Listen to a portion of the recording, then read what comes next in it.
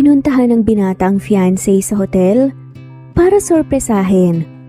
Pero laking gulat niya nang makita na walang saplot ito at may kasamang lalaki. Makalipas ang 6 na taon, muli silang nagkita sa eskwelahan at pareho silang may kasamang bata. Bilang ganti, ganito ang ginawa niya. Simulan natin ang kwento. Sobrang excited na nga rin ako eh. Matagal na niya akong tinatanong tungkol dito pero gusto ko talaga siyang sorpresahin, Delia. Nakangiting sabi ni Bella habang patungo sa isang 5-star hotel.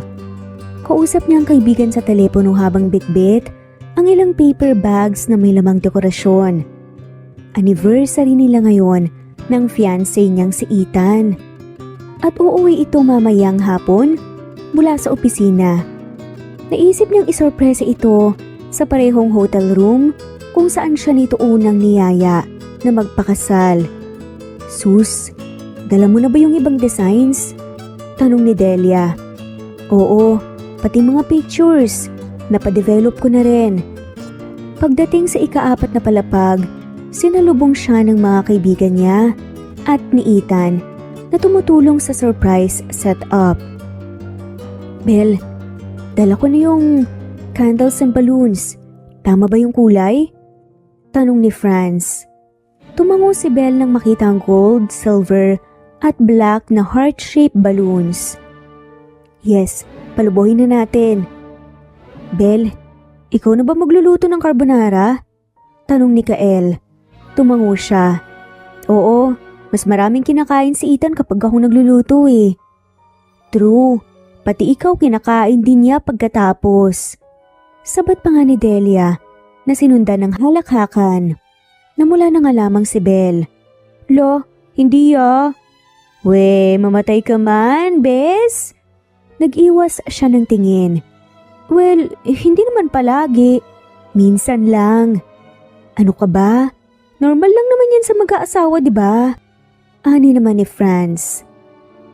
Hindi pa sila kasal. Pero papunta roon kaya siguro nga normal lang talaga. Maya-maya iniutos ni Belle na tapusin na ang setup para hindi sila mag-rush. Habang abala sila sa pagliligpit, lumapit si Franz. Belle, pupunta raw si Cheska. Aalis na raw papuntang ibang bansa at gusto lang magpaalam kay Ethan. Pati sa'yo? Tumango si Belle. Si Cheska ay naging kaklase at kaibigan ni Ethan nung college. May chismis noon na baka may gusto nga ito kay Ethan pero tinanggi naman ni Cheska. Okay lang. Magpapaalam lang naman, 'di ba? Gusto ka rin daw niyang makausap sa restaurant before 8 p.m. Napakunot no si Belle. Sige. Alas 7 ng gabi nakasuot na nga si Belle ng eleganteng black dress. Paalis na siya patungo sa hotel nang maalala ang paanyaya ni Cheska. May oras pa naman kaya dumaan siya sa restaurant malapit sa hotel. Sa bandang gilid ng resto, kumaway si Cheska. Lumapit si Belle at nakipagbeso. Hi! Bati ni Cheska. Sabay ngiti. Hello! Sagot naman ni Belle habang inilapag ang sling bag. May nakahanda ng pagkain sa mesa. Nagabala ka pa. Light lang yan. Gusto lang kitang makausap bago ang anniversary niyo ni Ethan. May kung anong tono sa boses ni Cheska tuwing binabanggit si Ethan. Pero binaliwala na nga lamang yun ni Belle. You know, best friend ko si Ethan, di ba? Alam ko lahat ng paborito at allergies niya.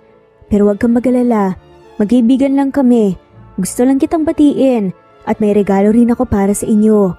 Sad pa nga ni Cheska. Ah, salamat ah. Tipid ng ngiti ni Belle. Bago ka umalis, cheers muna tayo. Itinaas ni Cheska ang baso ng red wine kaya napilitan na rin si Belle na gawin yon. Nagtamang kanilang mga baso at uminom sila. Nasa kalagitnaan si Belle ng pag-inom nang biglang tumunog ang cellphone niya sa loob ng bag. Oh, baka hinahanap ka na nila. Hindi na rin ako magtatagal ah. Ani na lamang ni Cheska. May inilabas itong susi at inilapag sa mesa. Ano yan? Takang tanong ni Belle. Susi sa isang hotel room. Nandun yung regalo ko para sa inyo. Napahawak si Belle sa sentido. Bigla kasing sumakit ang ulo niya. Okay ka lang? Tanong ni Cheska. Oo, siguro epekto lang to ng pagbubuntis ko. Mahina niyang bulong sa sarili. Ito nga ang pinakamalaking sorpresa niya kay Ethan, ang kanilang magiging anak. Salamat, Cheska. Siguro after ng surprise, saka ko nilang titignan to. Tumango si Cheska. Sure, good luck, Belle. Saad pa ni Cheska at ngumiti. Nang makali si Cheska, agad niyang tinawagan si Delia. Hello, Belle? O Delia, andyan na ba si Ethan? Medyo garagal ang boses niya dahil sa hilo. Malapit na raw. Bilisan mo na, tara na dito. Sige, paakyat na ako. Anya habang pinipindot ang floor number sa elevator. Napapapikit pa nga si Belle dahil sa nararamdamang hilo. Ngunit pinipilit niyang imulat ang kanyang mga mata. Hindi maganda ang nararamdaman niyang presensya sa lalaki sa kanyang likod. Kaya naman mahigpit na napahawak siya sa suot na sling bag. Akmang tatawagan niya ulit si Delia para sana sabihin ang kalagayan niya. Pero bago pa man niya makuha ang cellphone mula sa bag niya, tuluyan na nga siyang nawala ng malay dahil sa kakaibang amoy na kumalat sa elevator.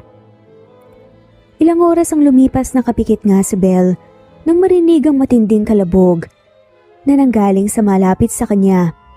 Nangunot ang noon niya nang napadilat at natagpuan ang sarili sa isang kwarto habang nakabalot ng puting kumot.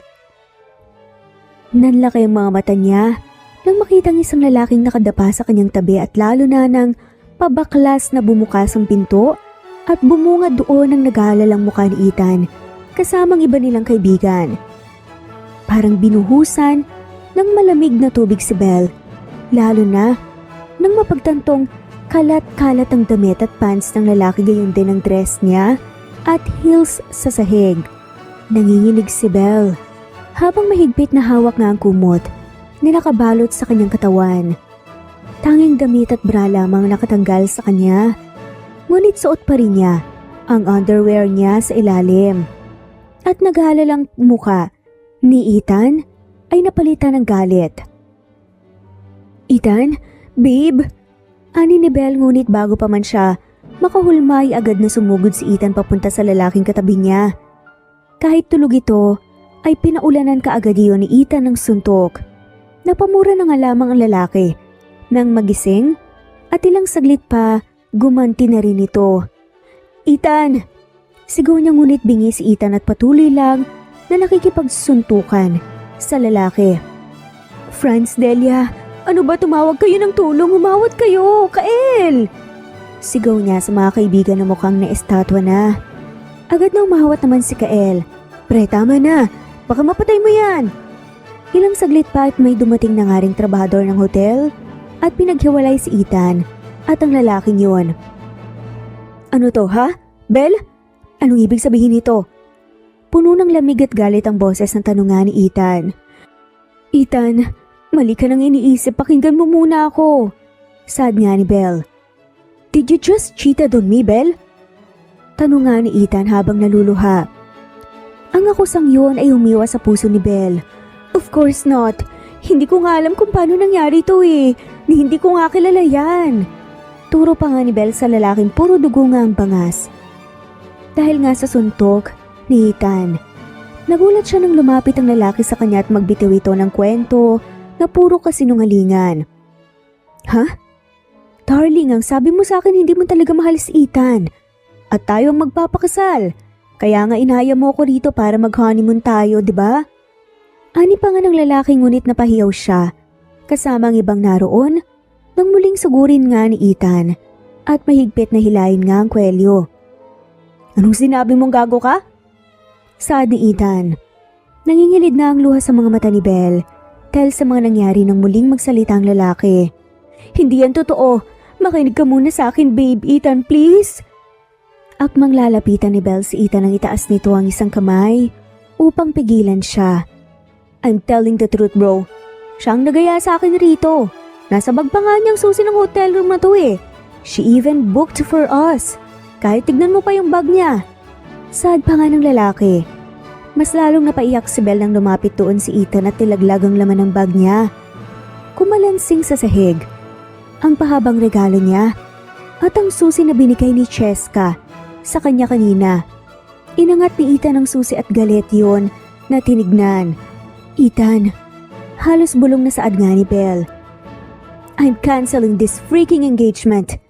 I am canceling this freaking wedding. I'm done here. Saad ni Ethan.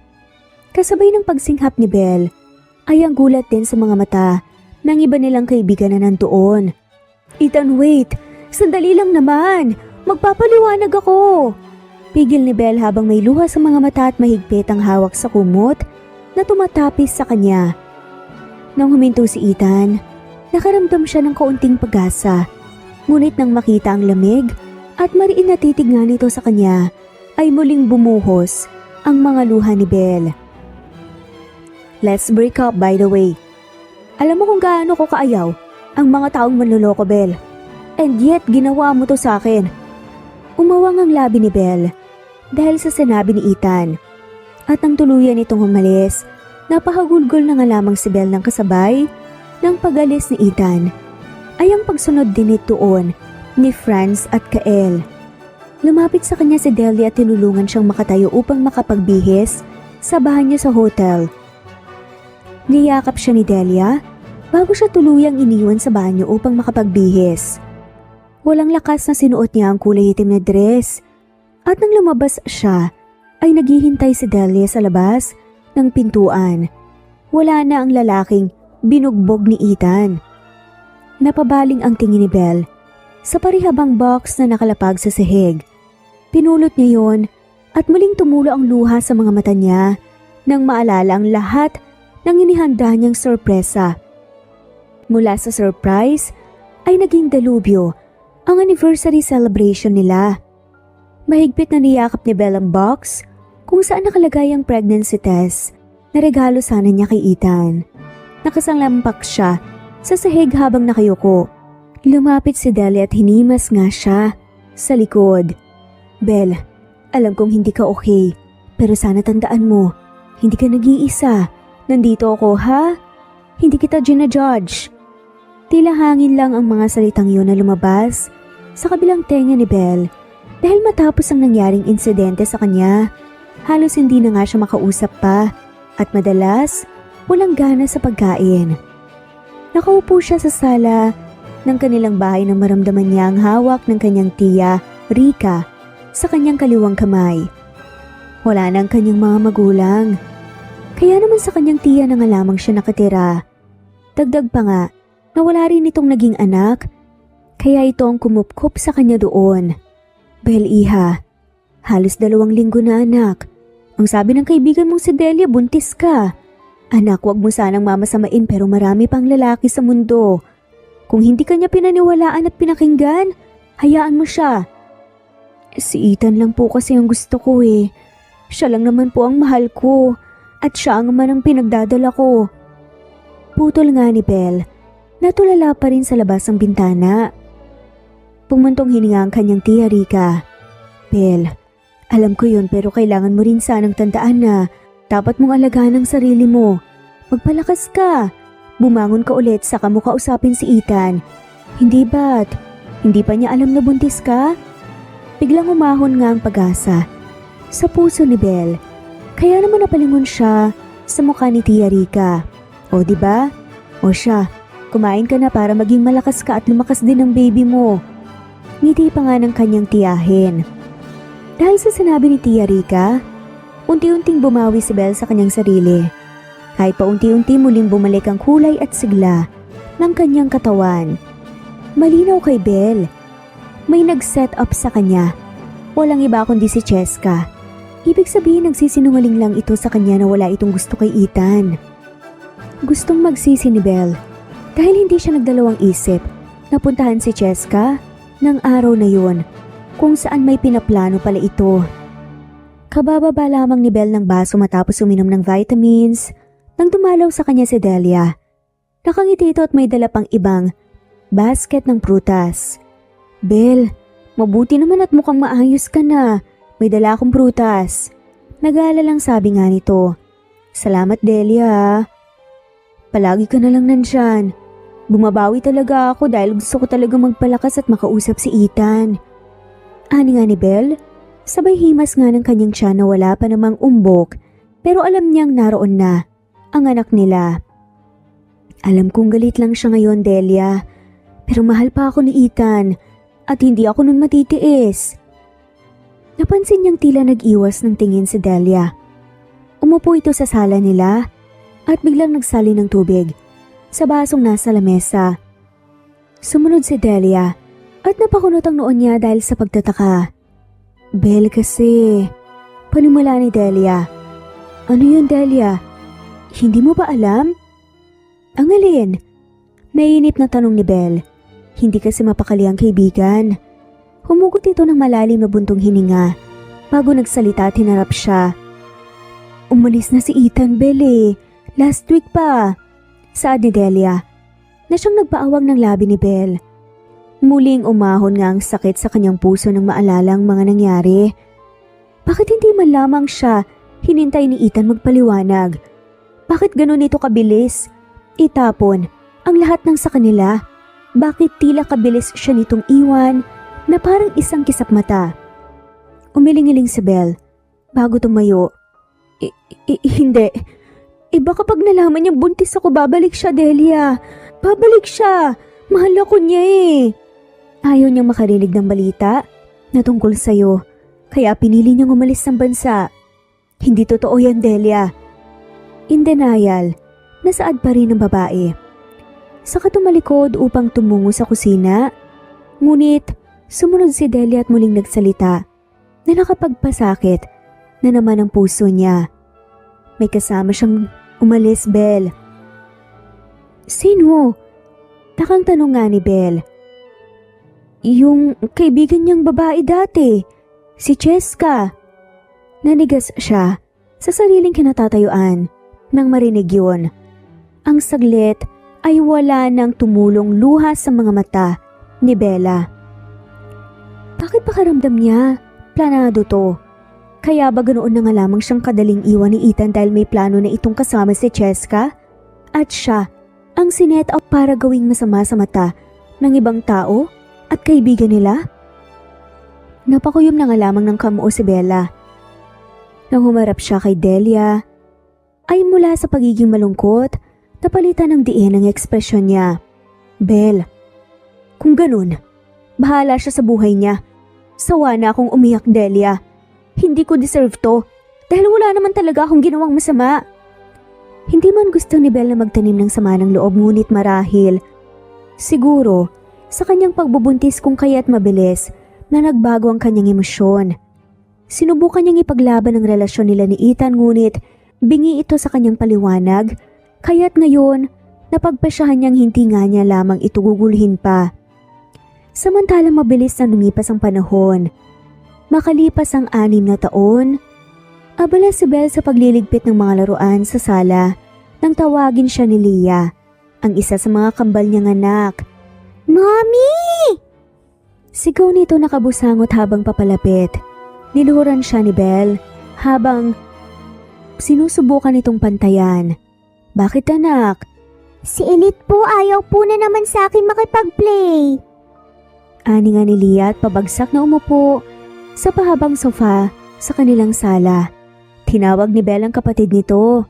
Dumating sa Elite, pawisan at magulo ang buhok. Yes, Mommy?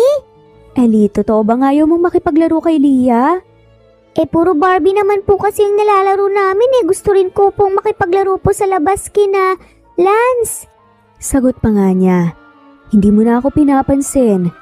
Umiyak na sagot ni Leah. Napabuntong hininga si Belle. Nilapitan niya ang kambal, pinunasan ang luha ni Leah at hinawakan ang kamay ng dalawa. Leah, wag ka nang umiyak, ha? At ikaw naman, Elite, kapag nasa labas kayo, wag mong pababayaan ang kakambal mo. Saka, wag kayong mag-aaway. Magkapatid kayo. Ang magkapatid ng tutulungan. Malumani na saad nga ni Belle habang hawak ang parehong kamay ng kambal. Nagkaayos din ang dalawa. Tinuruan ni Belle ang kanyang mga anak na sa bawat tampuhan, kailangan pag-usapan upang maunawaan ang isa't isa. Mga anak, bili na lang tayo ng ice cream. Gusto nyo? Tila kumilang ang mga mata ng dalawang bata sa pagkakasabi ni Belle. Kaya naman saglit lang ang kaninang malungkot na ekspresyon ng mga ito at napalitan ng pagsabik. Pagkabili ng ice cream sa labas, muli na silang pumasok sa loob ng bahay. Binuksan ni Belle ang TV nang saktong pumasok nga si Delia. Ninang Delia! Sabay na bati nga ng kambal sa bagong dating at may dalang mga supot si Delia na naglalaman ng biskwits at iba pang tinapay. Sobrang namiss yata ako ng mga inaanak ko ah. O hayan, here's may pasalubong. At sabay lapag nga sa daladala. Delia, bati nga ni Belle. Huy Belle, may chika ako sa'yo. Bungad nga nito habang hinahatak siya paupo. Bumalik na siya. Ha? Sino? Tanong ni Belle. Kahit batid nga niya ang tinutukoy. Yung baby mo. Biglang umiwas ang tingin si Belle. Wala akong interes marinig ang tungkol sa kanya. Sad nga ni Belle nang magets na nga niyang sinasabi ni Delia. Pero noon gusto mo siyang kausapin. Alam naman nating na frame up ka lang, di ba? Delia, ayoko nang balikan pa yan. Matagal ko nang sinisikap maka-move on tsaka at least sinubukan ko namang magpaliwanag, di ba? Bumuntong hininga si Delia sa sinabi niya. Paano ay ilang beses nga niya itong sinabi noon ngunit tuwing mapapag-isa siya, napapatingin siya sa singsing na bigay noon ni Ethan. Hindi niya ito suot pero palagi niyang dala at minsan nahuli pa nga siya ni Delia na nakatitig doon. Saka paano kung itaboy niya ulit ako at hindi paniwalaan na nagkaanak kami? Paano kung hindi kanya itaboy ulit? Tanong ni Delia. Napaisip si Belle. Tila may umuusbo nga na pag-asa. Pero mas nangingibabaw nga ang takot at galit. Galit siya. Naiintindihan ko. Pero ang sakit, hindi niya ako pinakinggan noon. Kung magkita kayo ulit, anong gagawin mo? Tanong naman ni Delia. Napakagat ng labi si Belle, hindi niya alam ang gagawin. Ano nga ba? Humingi ng tawad? Magpaliwanag? Hindi niya alam. Hindi ko pa sigurado eh. Sad na nga lamang niya. Baka pwedeng, Ethan, long time no see. Musta? May kampal pala tayong anak. Sad pa nga ni Bella. Sira ka talaga. Hindi naman ganun kadali yun eh. Irap na saad naman ni Belle. Tumawa si Delia pero kalaunan naging seryoso. Belle, isipin mo mabuti. May karapatan ng kambal na makilala ang ama nila.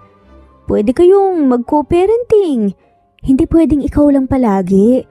Mula baby sila, ikaw at si Tita Rica mo na lang ngayong nagasikaso sa kanila. Baka naman unfair yun. Hindi lang para sa asawa mo. I mean para kay Ethan, kundi para din sa kambal. Tumango si Belle. May punto naman si Delia. Matagal na nga siyang mag-isang humaharap sa lahat. Umalis na rin si Tita Rica, patungong abroad, nung ika-4 na kaarawan ng kambal at malaki ang utang na loob niya rito. Kinabukasan, kahit humihikab pa dahil sa antok, bumangon na nga si Belle upang gumayak. Madaling araw pa lang gumigising na nga kaagad siya sa araw-araw para ihanda ang pagkain ng kambal para sa eskwela. Marunong nang maligong mag-isang mga to, kaya hinahanda na nga lamang niya ang mga gamit sa loob ng banyo. Habang naliligo ang kambal, nagluluto naman siya ng umagahan nila. Mommy, kapag nagkaroon po ako ulit ng maraming stars, pwede po ba ulit tayo pumunta sa park? Tanong nga ni Leah. Ngumiti si Belle sa kapinunasan ng ketchup sa gilid ng labi nito. Sure anak, malapit lang naman yun sa school niyo eh. Umupa nga siya ng tricycle upang makarating sa eskwelahan.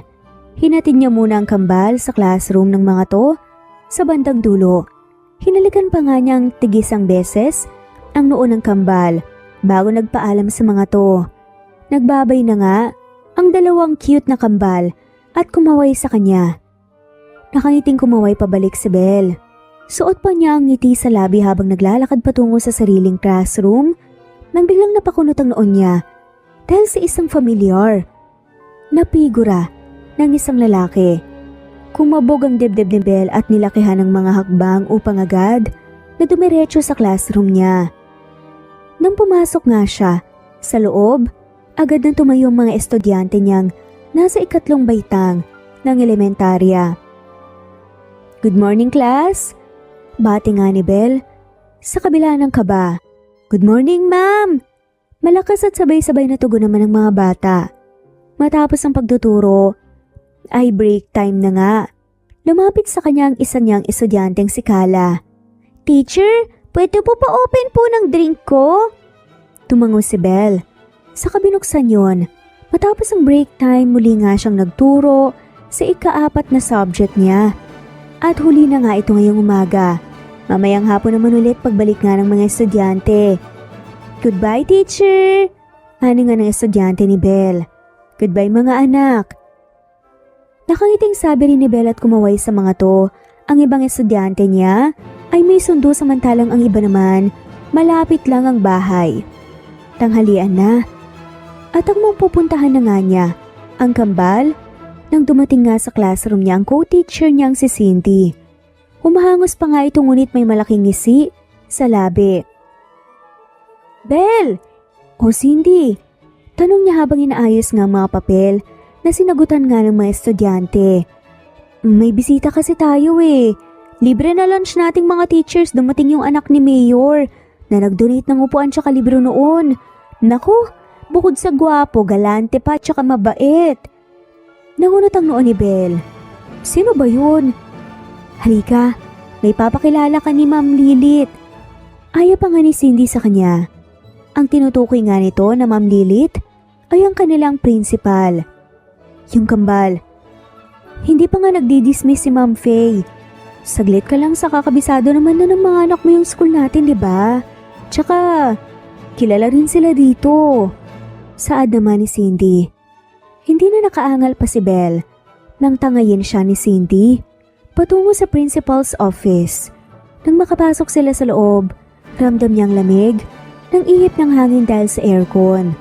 Naroon nga ang ilang co-teachers niya na napatingin sa kanila ni Cindy nang pumasok sila sa loob.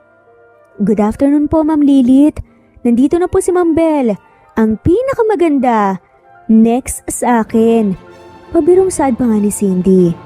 Nakayuko na nga lamang si Belle nung una at may nakahanda ng ngiti sa labi nang tila natulis nga siya. Saka natatayuan habang nakatingin sa harap kung saan nakatayo si Ma'am Lilith habang nakangiti sa kanya. Katabi kasi nito ang lalaking kay tagal na nga niyang hindi nakita. Ang lalaking minsan niyang minahalang lalaking kinulang ng tiwala sa kanya. Ang lalaking ama ng mga anak niya. Walang iba kundi si Ethan. Nakasuot ito ng kulay dark blue na polo na nakatupi hanggang siko. Nakaitim nga na slacks din ito at sapatos.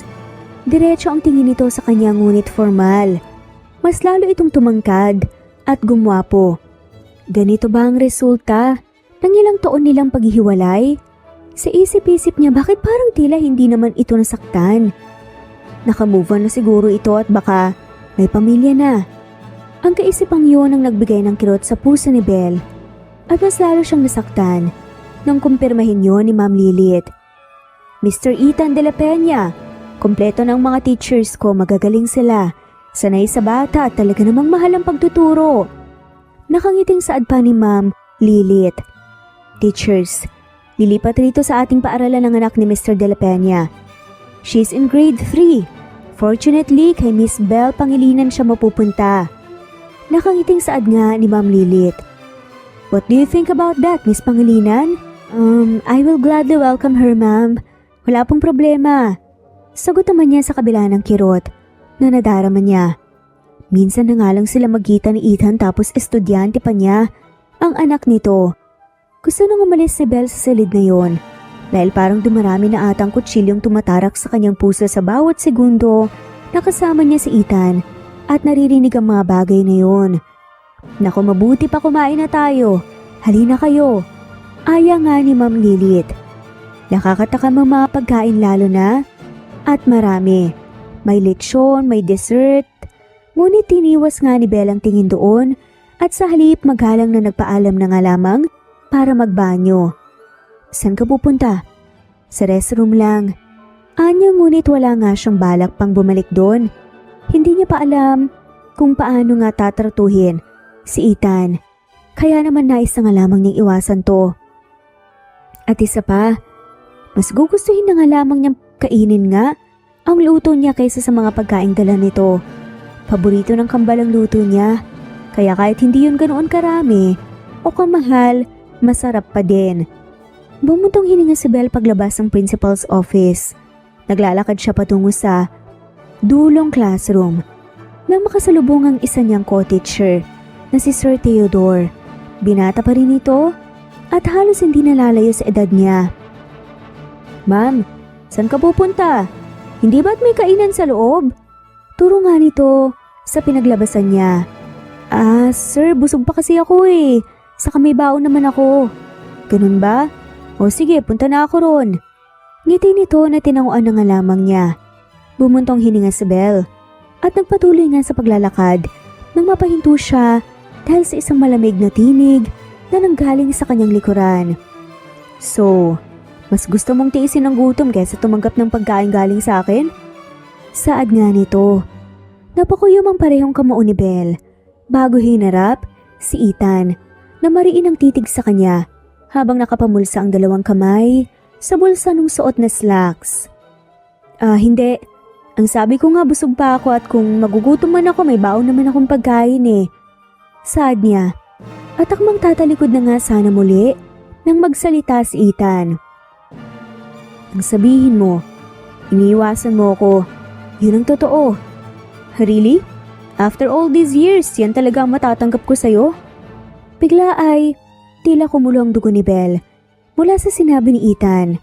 Kaya naman inilang hakbang niya ito at nang ilang distansya na nga lamang ang layo nila sa isa't isa, mariin din niya itong tinignan. "Really? Anong gusto mong gawin ko? Magkukumahog akong lumapit sa'yo pagkatapos ng pag-iwas mo sa akin? Na hindi pinakikinggan ang paliwanag ko? God, Ethan! Sa loob ng ilang taon wala ka man lang ibang ginawang research para alamin ang totoo." Hindi nais ni Belle na magtunog sumbat at galit ngayon.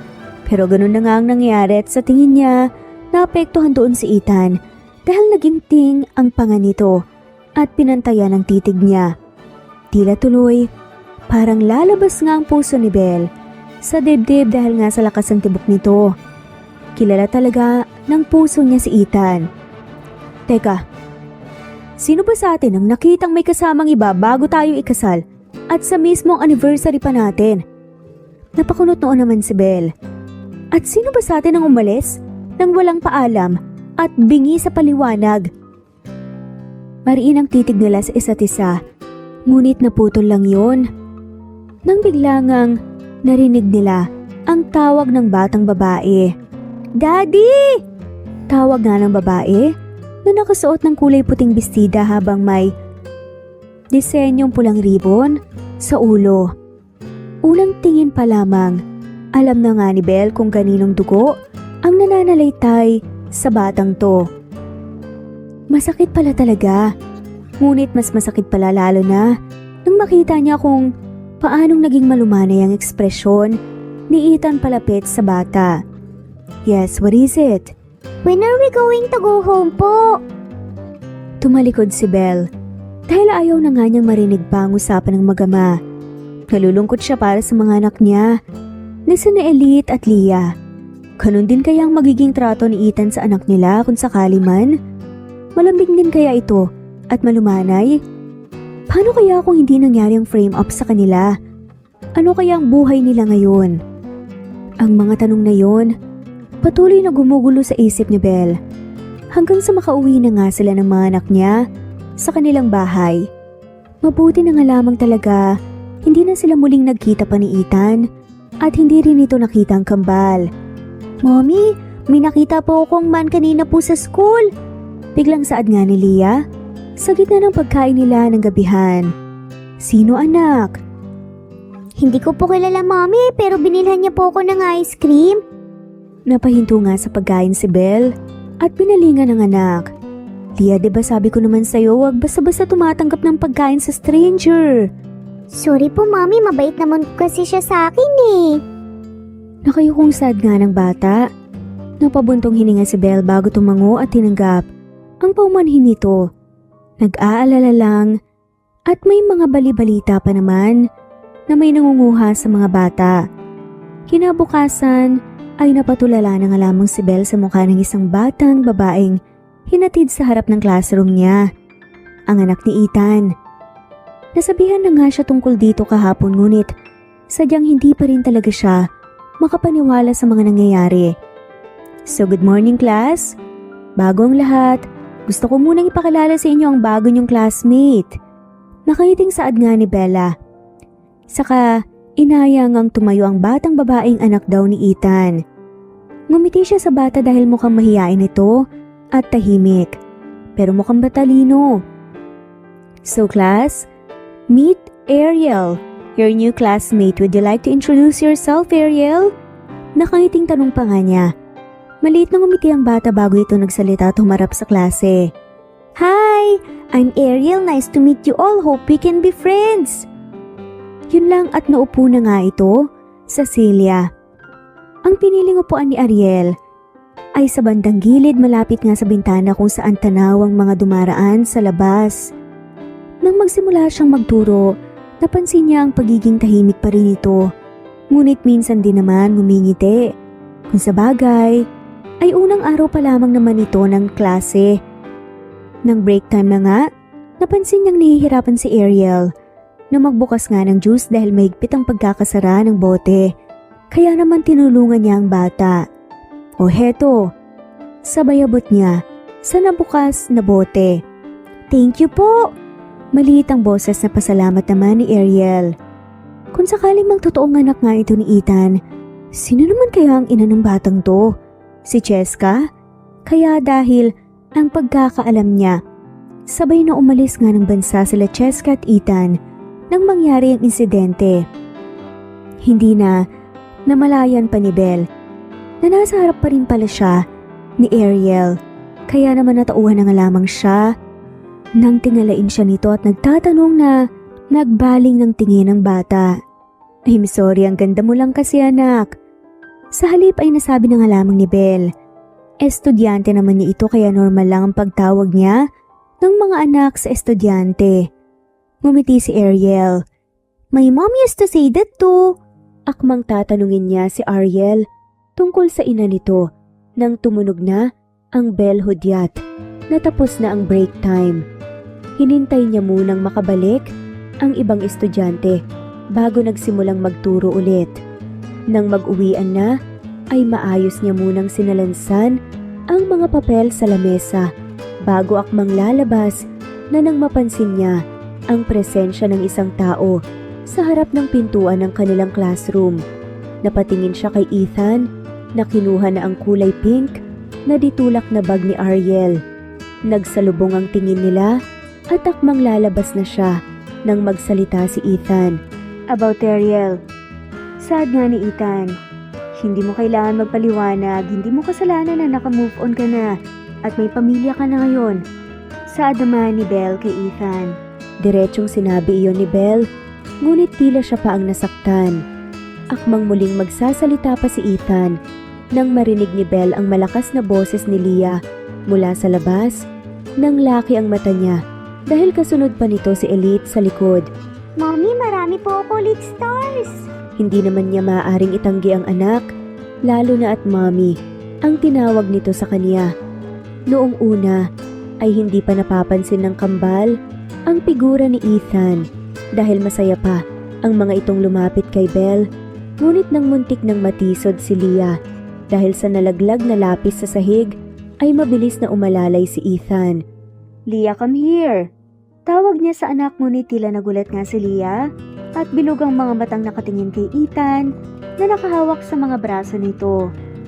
Nang hindi na nga makatiis si Belle, ay siya na mismo ang kumuha kay Leah. Nagulat na nga lamang siya nang magtatatalo nito habang nakangiting tinuturo si Ethan. Mommy, siya po yung ice cream man. Siya po yung nagbigay sa akin ng ice cream na free, Mommy. Hi po, ice cream man. Sabi ko po sa'yo, ipapakilala kita kay Mommy, di ba? Ito na po siya. Maganda po ang Mommy ko, tsaka maalaga at matalino pa. Masayang sigaw ni Leah na nakapagpainit ng pisngi ni Belle. Madaldal talaga ang anak niyang ito Nang balingan niya si Ethan, ay nabasa niya ang pagkalito sa mga mata nito habang salitang tumitingin kay Leah, Elite at sa kanya. Biglang lumakas ang tibok ng puso ni Belle, kaya't bago pa man makapagtanong si Ethan, ay iniwan niya muna saglit ang dalawang bata sa loob ng classroom at hinila si Ethan sa kamay upang mapalabas. Umuwi na kayo ng mga anak mo, Ethan. Nakita nga niya kung paano ito natigilan ng makita ang kamay nilang magkahawak, kaya agad nga na binitawan niya ni Belle. Tinilaan nga ni Ethan ang sariling labi bago ito bumaling sa kanya. May mga anak ka na? Oo, umuwi na kayo. Pagtatabi nga ni Belle dahil hindi na nga sa ganitong senaryo at paraan nais niyang malaman ni Ethan ang totoo. So may asawa ka na. Mahina ngunit ramdam niya ang bigat sa boses ni Ethan nang itanong yon. Bakit mo tinatanong? Di ba may asawa at anak ka na rin naman, kaya bakit concerned ka pa sa kung anong buhay ko ngayon? Bumuntong hininga si Ethan bago siya matamang tinignan. Sa tingin ko talaga, we should talk, Belle. Marami ng taon ang lumipas, gusto ko lang linawin ang lahat. Saad ni Ethan. Mag-uusap tayo pero hindi muna ngayon ha, umalis ka na. Saad na nga lamang nito. Kasabay ng pagsabi ni Belle ay ang pagtalikod din niya kay Ethan upang balikan ang kambal sa loob ng classroom niya. Minsan ay doon na sila ng mga anak kumakain dahil wala na rin namang estudyanteng naiiwan sa klase. Ngunit minsan din naman ay sa kantin ng school. Ngunit mas malamig kasi sa classroom niya, kaya doon na lang din niya pinapakain ng kambal. Mommy, pogi po ni Ice Cream Man, di ba? Parang may kahawig po siya. Saad pa nga ni Leah habang kumakain sila. Huwag mo nang isipin yun, anak. Wait, Mommy, naalala ko na po, kahawig niya po si Elite. Turo nga nito sa kakambal. Ito na nga bang sinasabi niya? Maupag-obserba kasi si Leah sa paligid at madalas na sinasabi nito ang laman ng isipan. Walang preno. Tahimik lang naman ang isa na kumakain bago binalingan ng kakambal. Meron ka pang sasapisngi mo, Leo. Ang dungis ng mukha mo. Turo ni Elite sa pisngi ng kakambal, kaya naman nawala na ang usapan nila kay Ethan. Hanggang sa matapos ang araw na yon, ay dala-dala ni Belle sa kanilang bahay ang mga tanong na hindi niya alam ang sagot at ang sikreto na alam niyang anumang oras ay maaring mabunyag. Sinabi ko na sa'yo, di ba? Kailangan mo talaga siyang kausapin, tadhana nang naglapit sa inyo. Saad pa nga ni Delia. Tinawagan niya ito kanina upang makausap dahil sasakit yata ang ulo niya na hindi nakakahingi ng opinyon mula sa kaibigan. May anak na siya. Mukhang pamilyado na talaga siya, Delia. Tunog sumbong ang tono nga ni Belle kaya bahagyang natawa ang kaibigan. Sabi ko na hindi ka pa nakamove on, mahal mo pa. Tawa pa nga nito. Pinaliwala nga niya ang tura ng kaibigan. Anong gagawin ko? Nakita niya ang kambal at sabi pa nga niya kailangan daw talaga naming mag-usap. Napasabunot na nga lamang si Belle sa sariling buhok habang palakad-lakad na nasa harapan nga ni Delia. Mabuti na nga lamang talaga at tulog na ang kambal. Di sabihin mong totoo mula sa umpisa. Sa tingin mo ganun kadali? Inis na saad naman ni Belle. Hindi nga ganun kadali pero mas lalong mahirap yan kapag pinatagal mo pa. May punto nga si Delia kaya napabuntong hininga si Belle. Paano kung hindi na naman niya ako paniwalaan at pakinggan? Hinawakan nga ni Delia ang isang kamay niya upang mapirme. Belle, siya na nga ang nag-ayang makipag-usap sa'yo, diba? Kaya for sure makikinig yun sa'yo. Sa kasigurado ka bang pamilyado na si Ethan? Ang alam ko kasi wala naman talaga yung naging babae after niyang umalis ng bansa eh. Napakulot na si Belle. Di ba ikaw na nga may sabing kasama niya si Cheska noon? Oo, pero ewan ko ba? Na-stress ako sa love story niyo ni Ethan, mabuti pa. Pag-usapan niyo na lang. Mahirap maniwala sa mga chismis lang, dapat sa mga tao mo talaga itanong. Isa pa, hindi mo rin naman maitatago ang kambal habang buhay, Belle. Walang sikretong hindi nabubunyag. Saad pa nga ni Delia. Umalis na si Delia ngunit naglalaro pa rin. Sa isip niya ang mga binitawang salita nito. Kung sakaling ipakilala niya, kasi ang kambal ay baka nga hindi rin ito mabigyan ng atensyon ni Ethan dahil may pamilya na rin ito. Hindi niya sigurado kung may iba pang anak si Ethan. Ayaw niyang mamalimos ng atensyon ng mga anak niya dahil kayang-kaya niya iyong ibigay kung hindi kaya ni Ethan.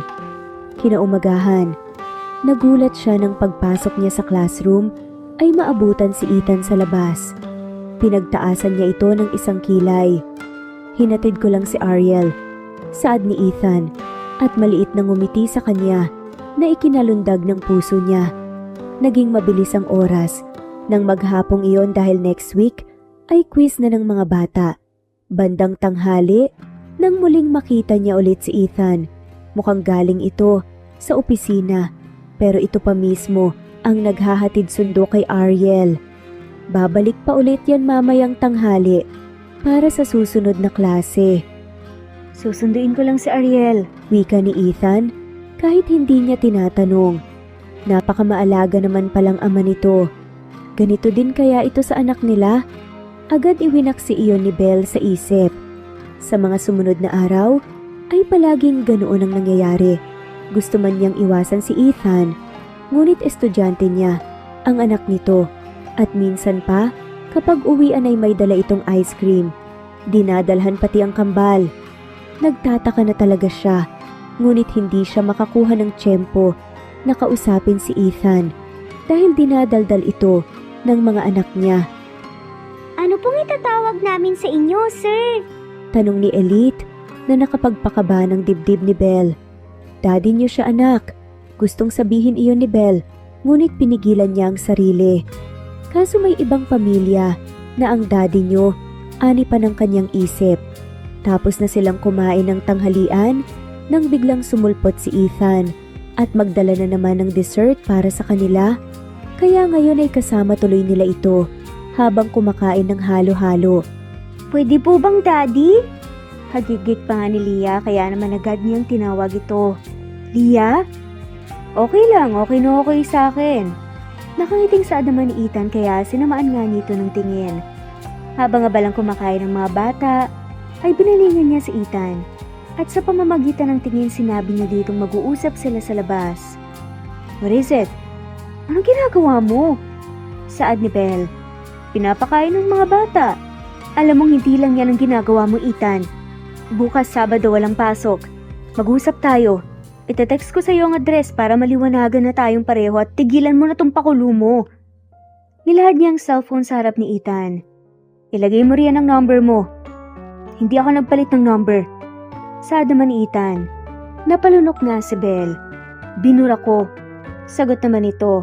Nakita niya kung paano nagbagong ekspresyon ni Ethan bago kinuha ang cellphone niya at magtipa ng numero. Ayan na. Tumalikod na nga siya kay Ethan, muli itong nagsalita. Belle, kung totoong nag-asawa ka na, nasa na naman ang kambal? Bigla ay pinagpawisan nga ng malamig si Belle. Dahil sa tanong na yun, hinarap niya si Ethan at nakita niya kung gaano kaseryosong ekspresyon. Nakaguhit sa mukha nito. Hindi ko kailangan sagutin ang tanong ni Ethan. Umalis ka na. Malamig na anya bago nagdire-diretso sa paglalakad. Samantala, habang nakatanaw si Ethan sa likod ni Belle, ay may naglalarong konklusyon sa kaniyang isip. May tinatago sa kaniya si Belle at sa tingin niya ay wala itong balak sabihin sa kanya kung ano man yon, kaya naman naisip ni Ethan na siya na mismo ang mag-iimbestiga.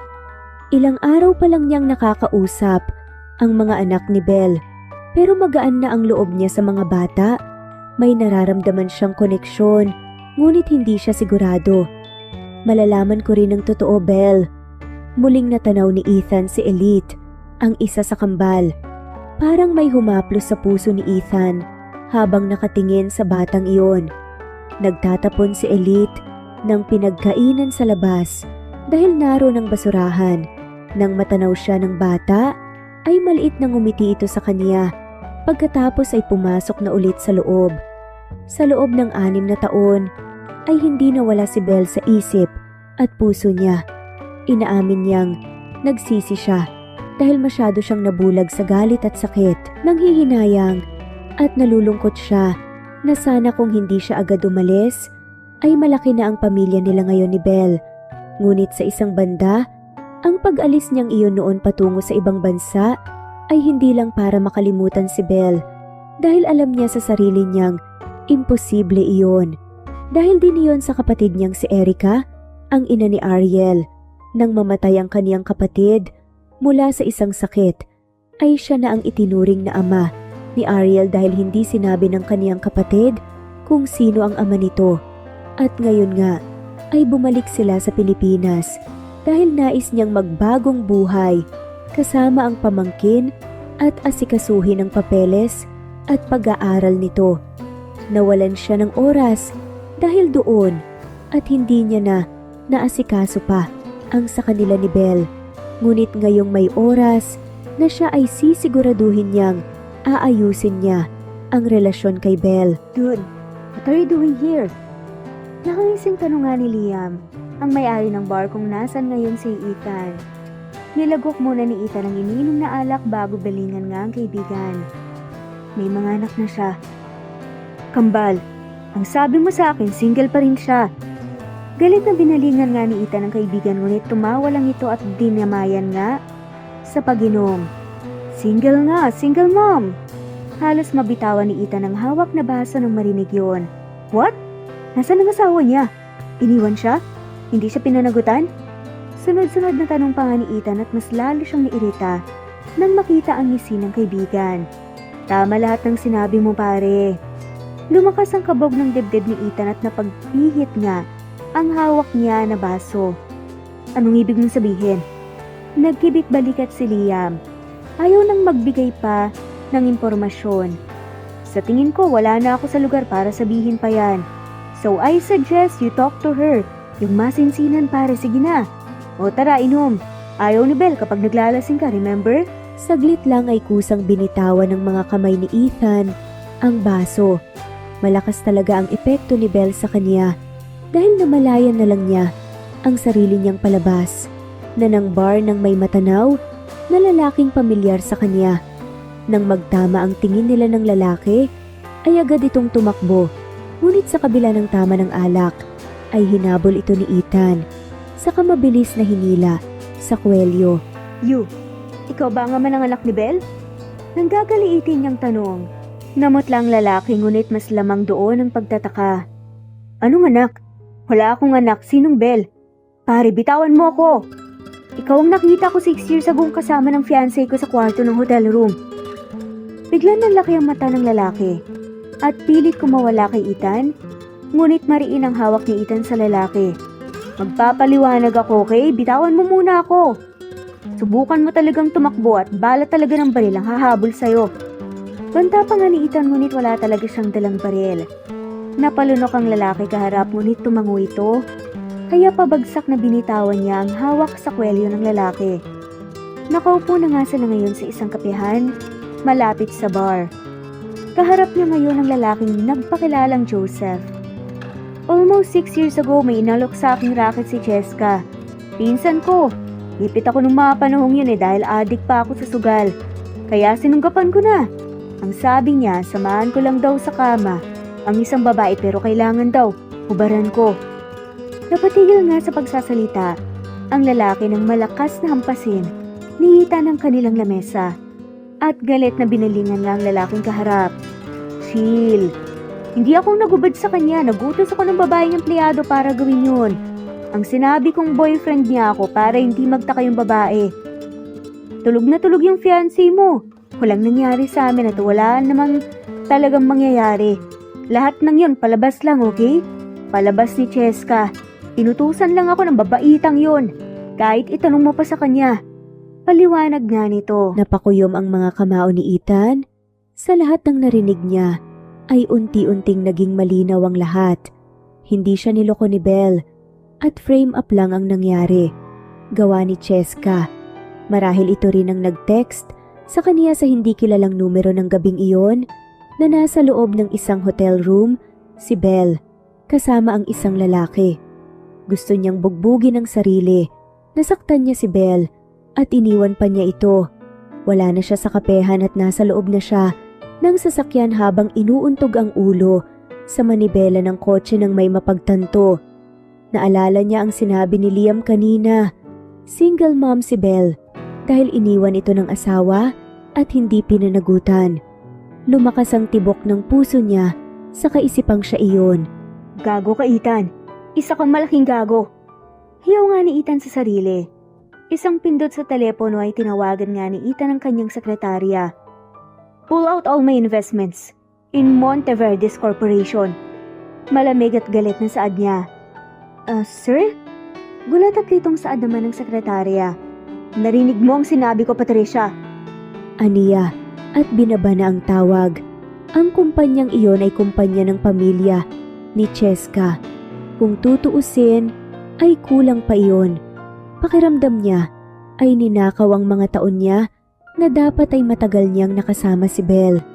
Muling bumalik ang usapan nila ni Belle kanina. Balak siya nitong kausapin bukas para linawin ang lahat. Gusto niyang marinig ang side nito, kaya naman umuwi siya ng gabing iyon at pinilit ang sariling matulog. Bukas, sisiguraduhin ni Ethan na magawa ang lahat upang bumalik si Belle sa kaniya. Kahit lumuhod pa siya at lumuha ng dugo ay gagawin niya. Kinabukasan, ibinilin muna ni Belle ang kambal sa kaibigang si Delia. Nakangiti ito habang nakatingin sa kaniya. Pwede niyo nang sundan yung kambal. Pangasar nga ni Delia. Uy, ano ka ba, Delia? Bakit? Hindi pa ba kayo magbabalikan, ha? Bakit kami magbabalikan? Ganun lang ba kadali yun? Hirap naman ni Belle. Kasi mahal niyo pa ang isa't isa? Kasi marami na kayong nasayang na panahon? Natigilan nga si Belle, pero umiling din. Hindi ka sure dyan. Kita mong may anak na nga yung tao, di ba? Saad pa nga ni Belle. Nang makarating siya sa resto na sinabi, ay naroon na si Ethan na naghihintay sa kanya sa pangdalawang lamesa.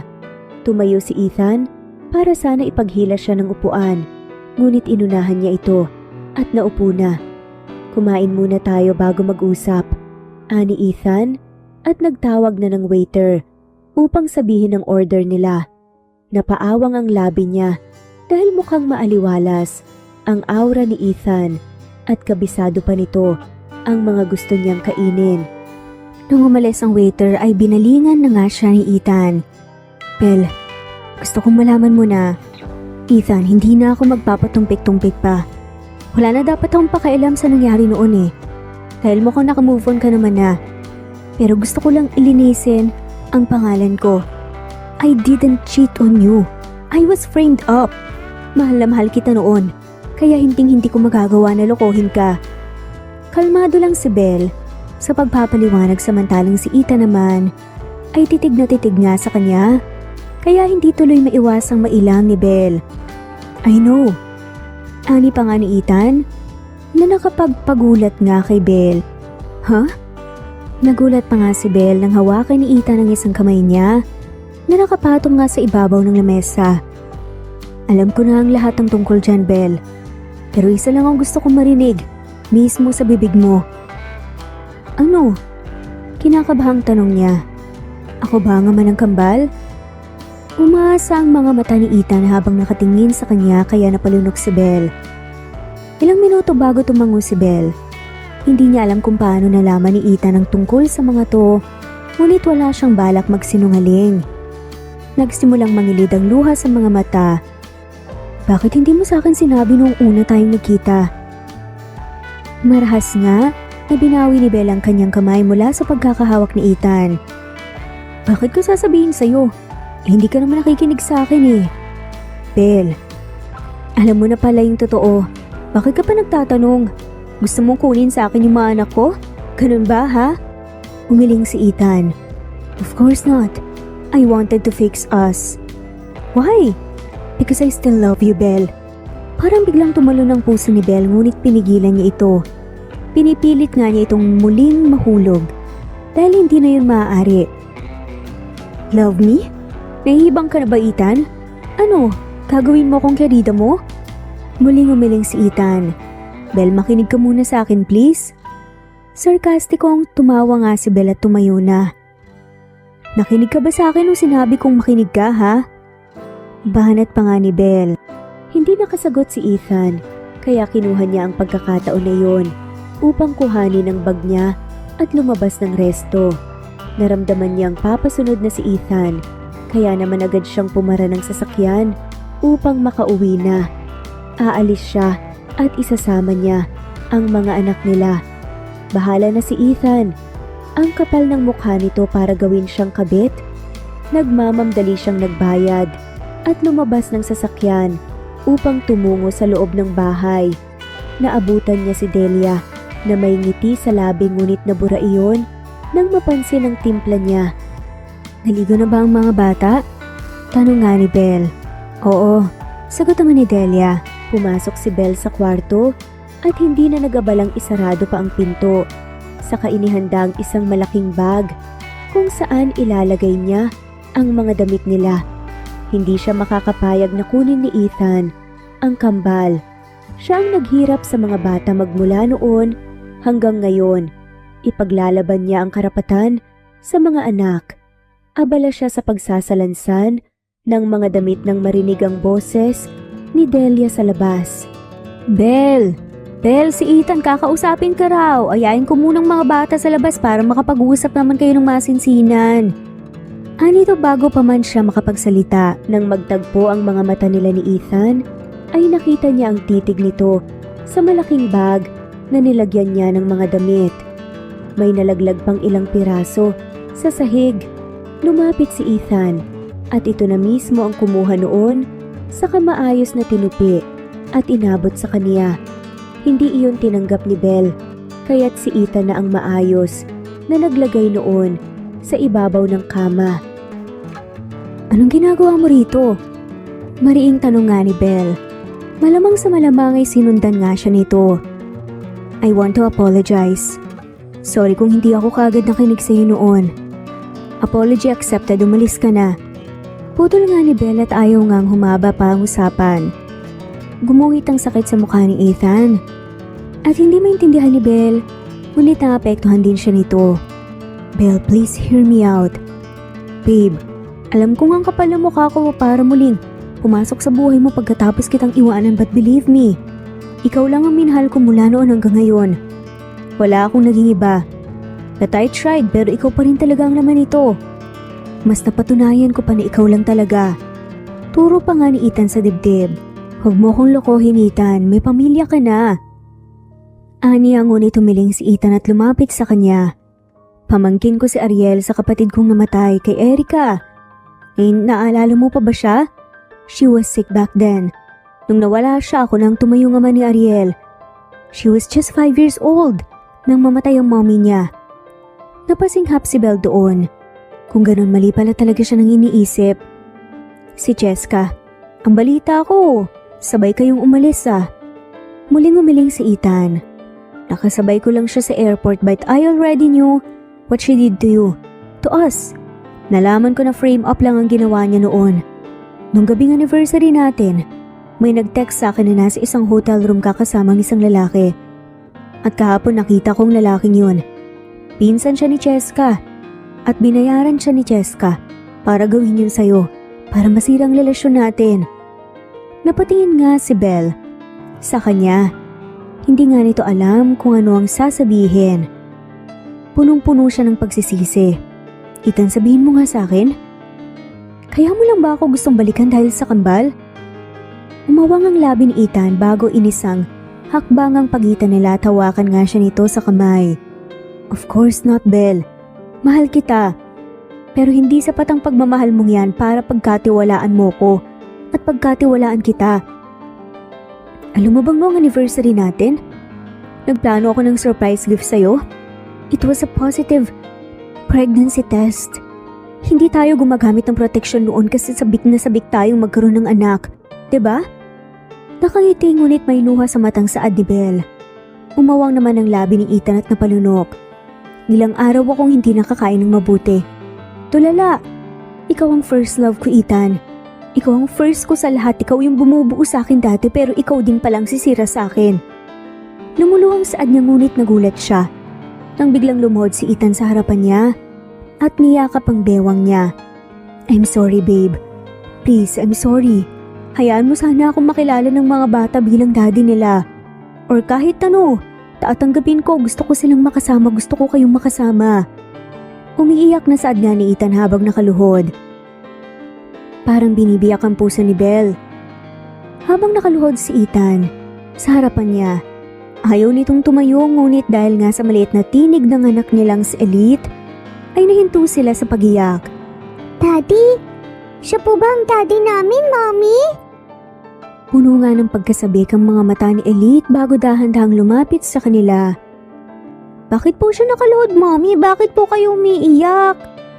Tanong pa nga ni Elite marahas na pinunasan nga ni Belle. Ang luha sa mga mata bago pinilit, napatayuin si Ethan. Tumayo ka na, Ethan. Ayokong maging mapangit. Ang tingin sa akin ng anak ko. Mariing bulong pa nga niya kaya tumayo nga si Ethan ngunit bahagya nga siyang nagulat nang maramdaman ang kamay ni Ethan na pumulupot sa bewang niya. Hi baby, I'm just asking your mommy's forgiveness. Saad nga niya. Salita ng tingin sa kanila ni Elite, kaya naman tumango si Belle at nilagay din ang kamay sa likod ni Ethan. Yes baby, he's your daddy pero okay na kami ngayon. Naramdaman niya ang singhap ni Ethan. Ngunit agad niya itong binigyan ng isang tingin na nagsasabing sakyan siya nito. Ilang saglit pa dumating nga si Leah kasunod nito, si Delia nagulat na nakatingin sa kanila. Sorry. Ayaw magpapigil ni Leah eh. Iwan ko na muna kayo Ani nga ni Delia. Nakangiti si Leah nang makita nga sila ni Ethan na malapit sa isa't isa. Nakuha agad nito ang ibig sabihin niya.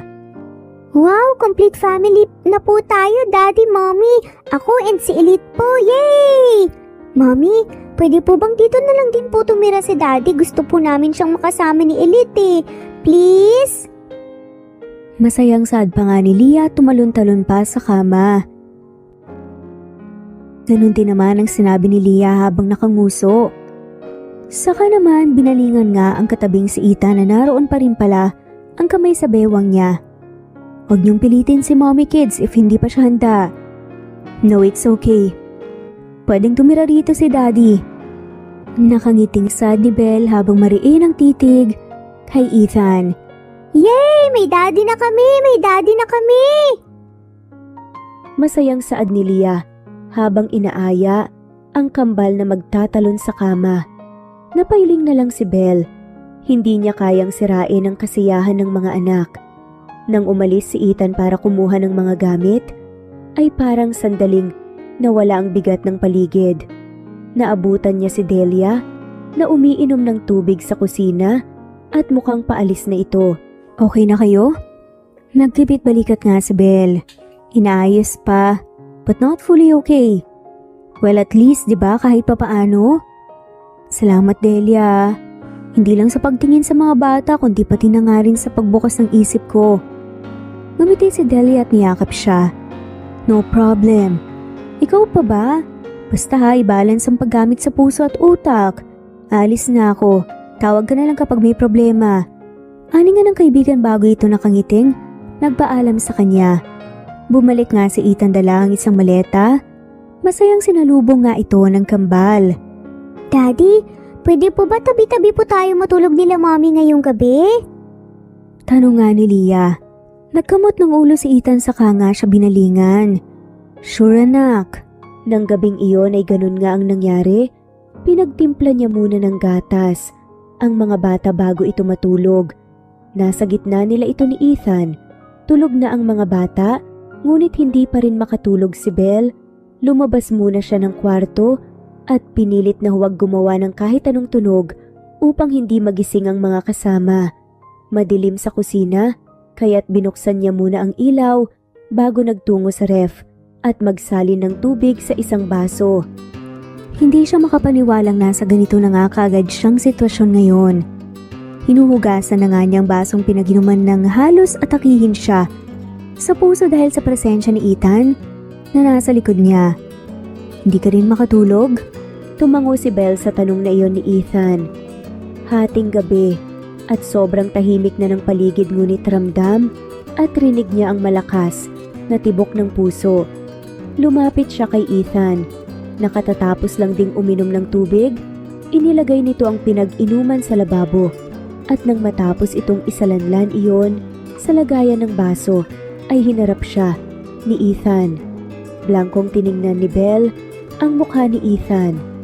Gwapong-gwapo ito, kahit nakasandong puti lang at shorts, nakatingin din ito sa kaniya ngayon.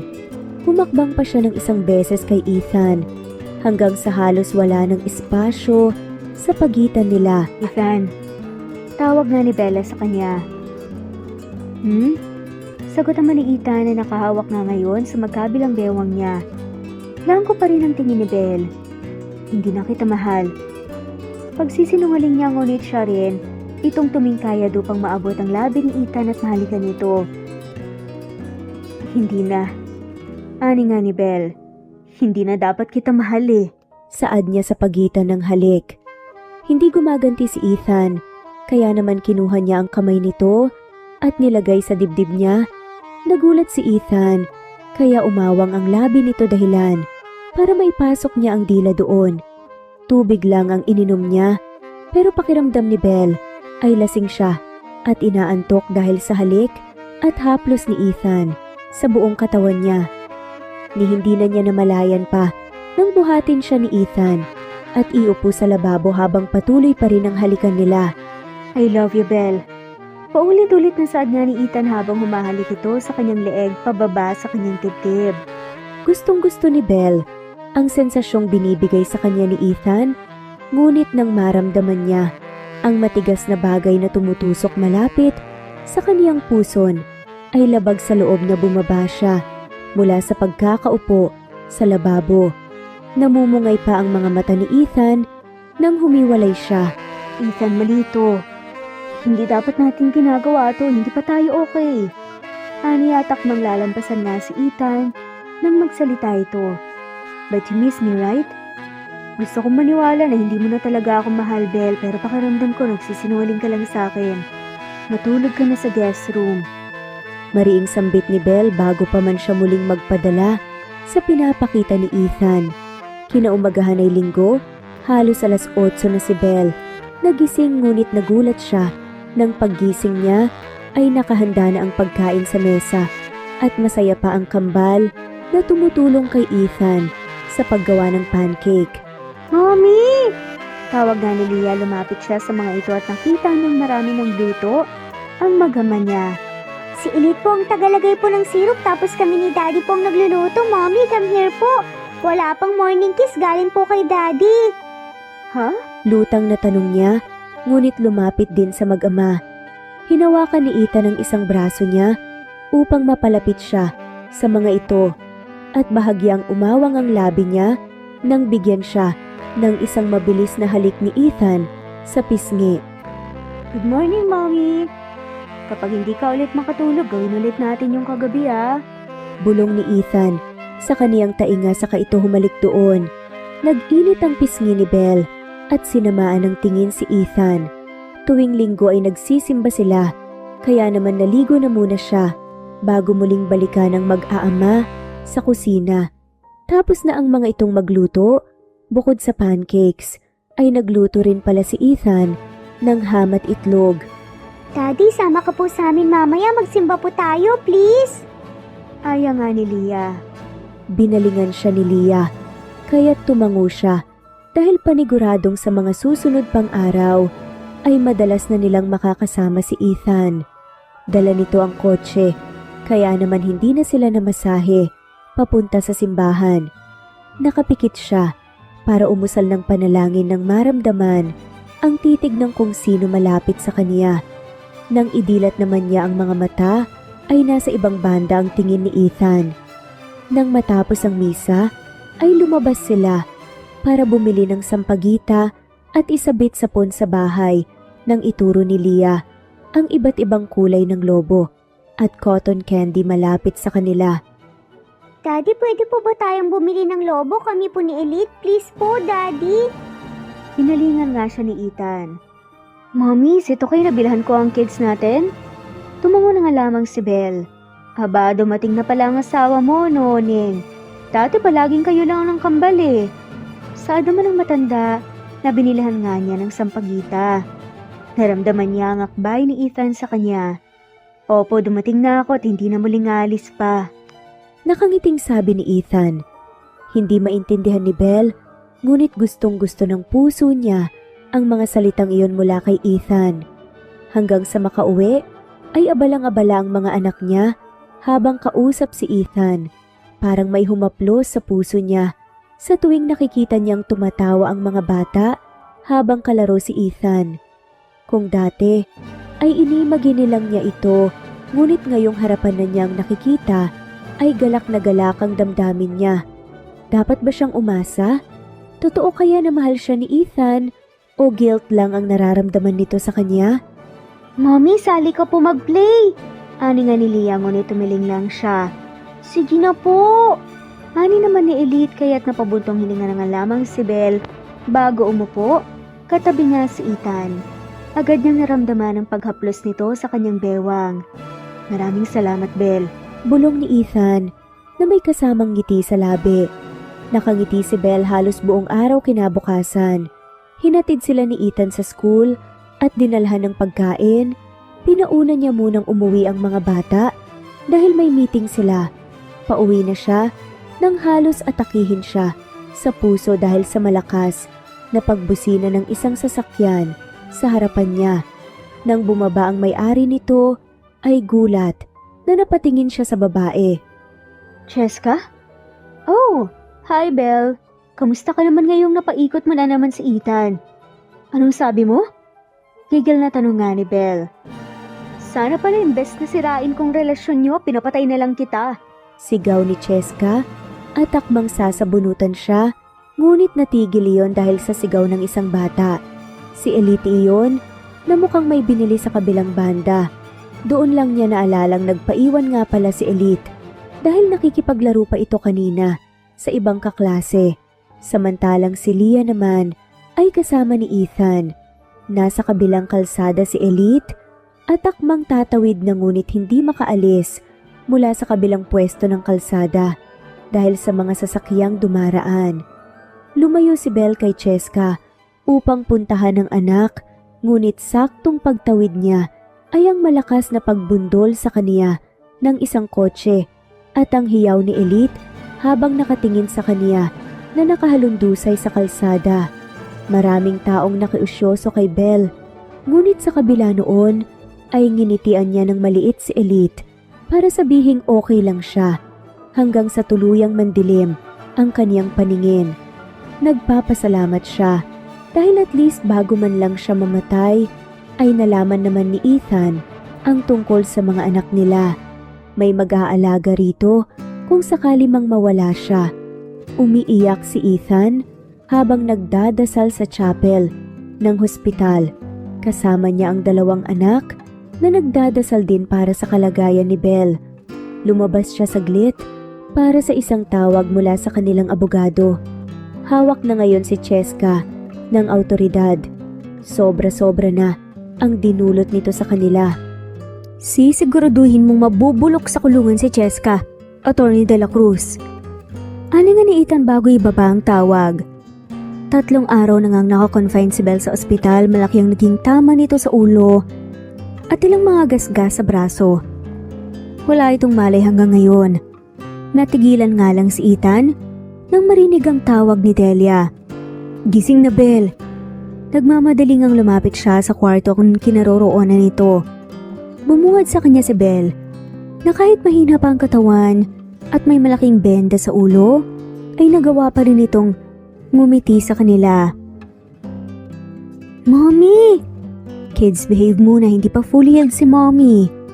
Aniin ni Ethan. Kaya nanatili ang dalawang bata na nakatanaw nga sa kanya at hindi nga nito alam ang kanyang gagawin. Dahil sa pagod sa maghapon ay maaga nga ring umuwi si Ethan. Belle, thank you for being so strong. Thank you dahil hindi mo kami iniwan ng mga anak natin. Naiyak na saad ni Ethan habang humahalik nga sa kamay ni Belle na walang swero. Napangiti si Belle. Alam mo Ethan, narealize kong maiksi lang talaga ang buhay. Napanaginipan ko kayo ng mga anak natin Paliit kayo ng paliit sa isang madilim na lugar. Doon ako nakaramdam ng takot. Takot na hindi ko na kayo makita pa. Takot na hindi ko maamin sa'yo na mahal pa rin kita. Mahinang boses ni Belle ngunit sapat na yon upang palakasin ang buong sistema ni Ethan. Naiiyak nang nilapitan si Belle, sa kamarahang niyakap at hinalikan sa noo. I love you, Belle. Paulit-ulit na sambit ni Ethan. Ang ilang araw niyang pagiyak dahil sa aksidente ni Belle na palitan nga ng punong galak. Makalipas ang ilang buwan, nasa harapan nga sila ng isang beach house sa Batangas. Pagmamay-ari ni Ethan. Nakakandong sa kanya si Belle samantalang ang mga bata ay masayang naglalaro ng volleyball, hindi kalayuan sa kanila. Kasama rin nila si Ariel na natutunan ngang makisalumuha sa kambal. Nilalaro ni Ethan ang daliri ni Belle, ngunit ang hindi makatiis, niyakap niya si Belle, saka hinalikan sa pisngi. Natawa si Belle at bahagyang humiwalay ngunit hinapit lang siya ulit ni Ethan sa kandungan. Salamat dahil ginawa mo akong pinakamasayang lalaki sa mundo, Mommy. Hindi ako magsasawang pasalamatan ka. Ikaw ang pinakamalaking blessing sa buhay ko. Ani pa nga ni Ethan na nakapagpalaki nga ng ngiti ni Belle. Hinawakan niya ang magkabilang pisngi ni Ethan. Saka tinitigan nito ng diretsyo sa mga mata. You're welcome, Daddy. Mahal na mahal din kita. Ani nga ni Belle. At siya na ang kusang humalik sa labi ni Ethan. Natigil lang sila dahil sa tili ng mga bata. Kaya naman nagsumiksik si Belle sa leeg ni Ethan. Ang sayang nararamdaman niya, walang katumbas. Lalo na't hindi naman naging ganoon kadali ang lahat. Natupad naman ang pangarap niya kasama ang pinakamamahal na si Ethan. Namuhay nga sila ng matiwasay at tahimik. Maraming salamat po sa lahat ng mga walang sawang sumusubaybay at shoutout po sa mga sumusunod. Jane, Lani Pardillo, Marlene Kayanan, Leonisa Azotes, D.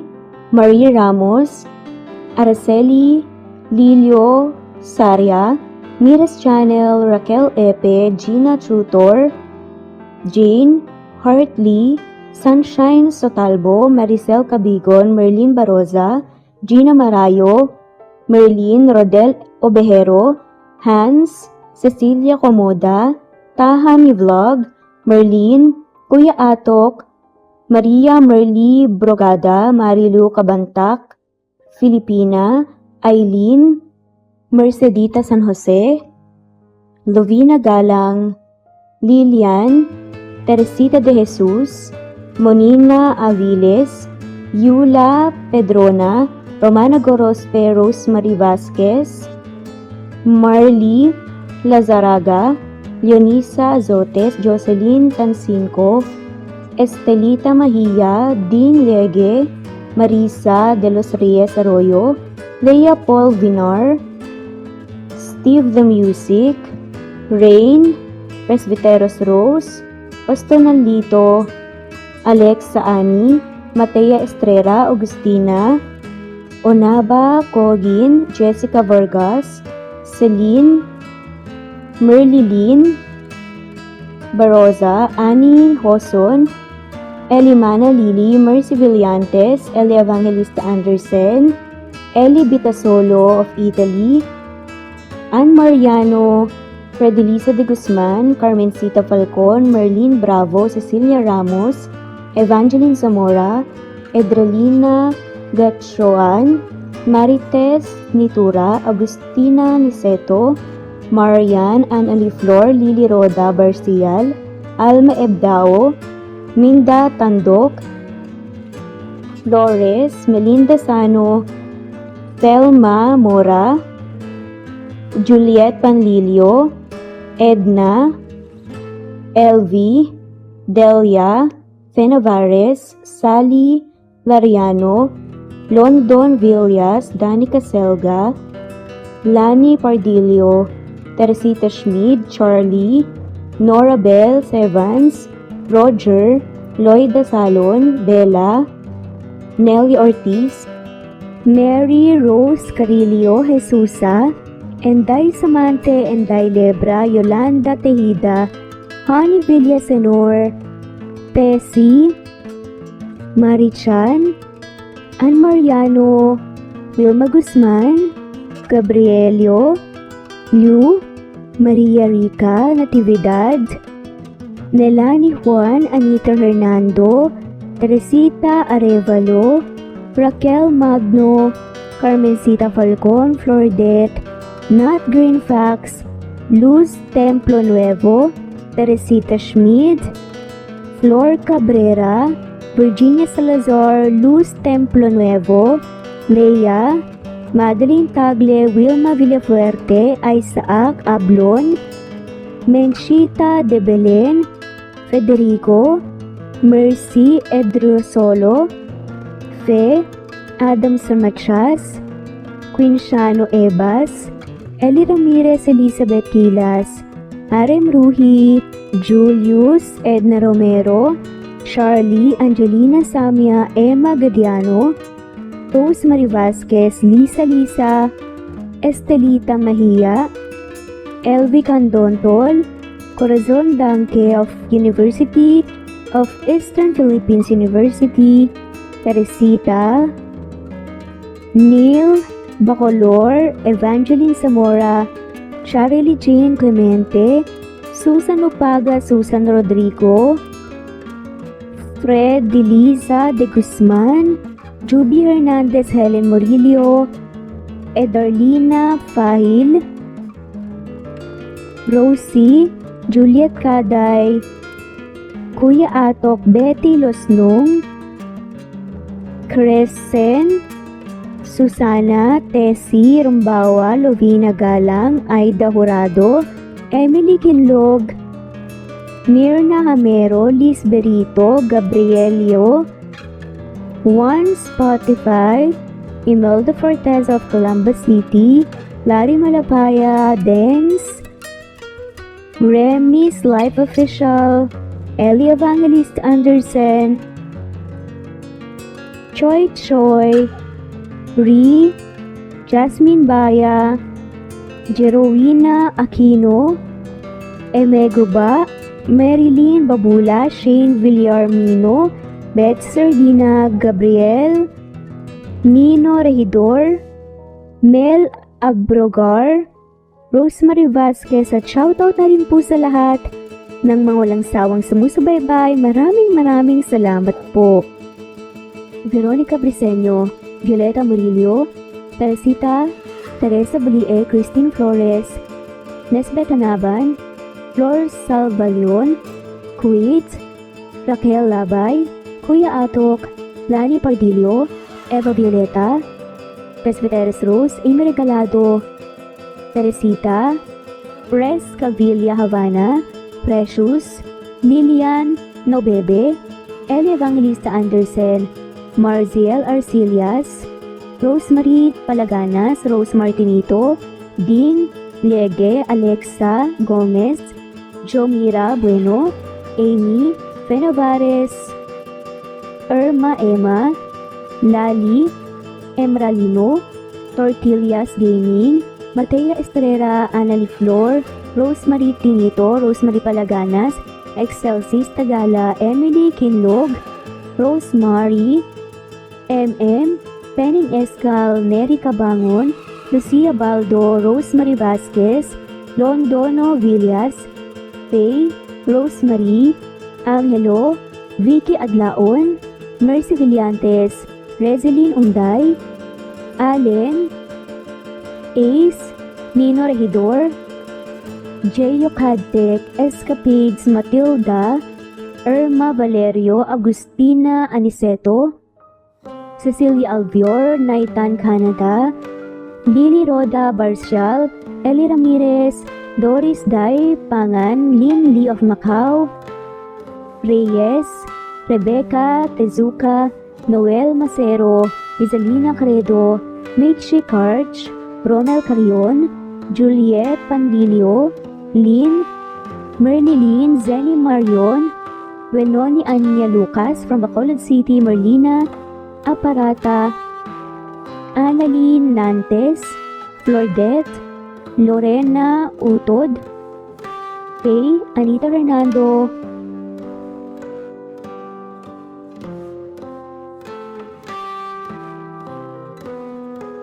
listeners!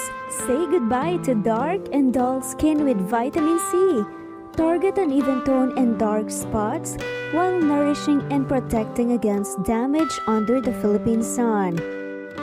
Try Garnier's Vitamin C Sunscreen SPF 50, link in the description box.